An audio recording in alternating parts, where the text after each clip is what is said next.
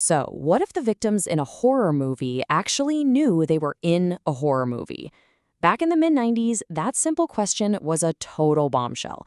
Today, we're going to break down how that one idea, an idea born from a night of genuine, real-life terror, didn't just make a hit film, it pretty much saved the entire slasher genre from itself. Okay, let's really get into this quote. To get what he's saying, just think about what Sondheim did with Into the Woods, right? He took all these classic fairy tales that we all grew up with, took them apart to see what made them tick, and then he put them back together in a way that was way smarter, a little darker, and just totally self-aware. And that's exactly the playbook screenwriter Kevin Williamson wanted to use for horror. But, a stroke of genius like this doesn't just happen in a vacuum. The story of Scream actually starts with a writer who was totally broke and was about to have a night that would not only change his life, but the entire course of horror movie history. Yeah, he'd sold a script, but it was completely stuck in what they call development hell. And that's basically Hollywood purgatory, where a studio buys your script, but then just never makes it. It's a pretty soul-crushing place to be for a writer who thought he'd finally made it, only to be hit with a pretty harsh reality. $100,000. That's how much debt Williamson had managed to rack up. He was working as a personal assistant, which is a world away from the red carpet, and he was even struggling just to pay his $650 a month rent. The pressure was really on, and he needed a big idea, like yesterday. Now, what's so wild here is how this all just snapped into place. Picture it. He's there, knife in one hand, phone in the other, debating who's better, Jason or Michael Myers, and in that exact moment, bam, the idea for Scream was born. It was this perfect collision of real, genuine fear and total film nerd knowledge. So the script, which was first called Scary Movie, was just unlike anything Hollywood had ever seen. It wasn't just another horror movie. It was this razor-sharp satire that also had genuinely terrifying scenes, and it had characters who actually talked like real movie-obsessed teenagers. It needed a director who could really get both sides of that coin. And then enter Wes Craven, the absolute master who gave us A Nightmare on Elm Street, was, and he admitted this himself, pretty bored with the very genre he helped create. And that boredom, that ennui, made him the absolute perfect director for this. He wasn't just coming in to make another slasher. He was there to perform a sort of loving autopsy on the whole thing.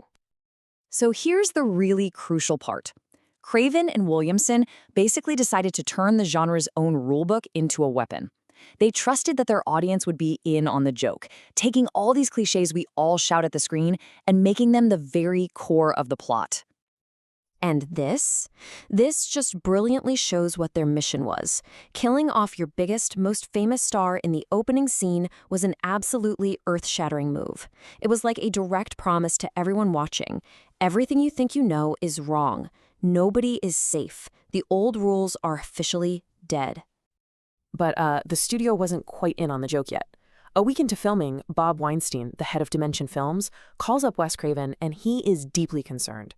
The raw, unedited footage, the dailies, looked kind of flat to him, and he was worried his entire investment was about to go up in flames. But Craven was totally confident. He knew he wasn't shooting for impressive dailies. He was meticulously collecting all these little puzzle pieces for his editor to put together. He was playing chess, and he just needed to show the studio the checkmate he had all planned out. And that edited scene, it left them absolutely speechless. This was a huge turning point. Weinstein immediately knew he'd made a mistake, and that one simple act of admitting he was wrong gave Craven the studio's complete trust to go make the exact film he had in his head, with no more interference. And right at the heart of the film's terror was this. What made the killers, Billy and Stu, so uniquely unsettling wasn't that it was just one psycho. It was this shared madness, a twisted feedback loop where two people just amplified each other's absolute worst impulses into this storm of violence. So let's move on and see how this all builds. The first film was a massive, massive success, but that created a whole new problem. I mean, how do you make a sequel to a movie that's famous for tearing apart all the rules without just becoming a parody of yourself? Each sequel had to get even more meta, It had to comment on the rules of sequels themselves, all while dealing with some really intense real-world pressures. With the rise of the internet, they were fighting script leaks for Scream 2, while the national conversation around violence after Columbine completely changed what Scream 3 was going to be.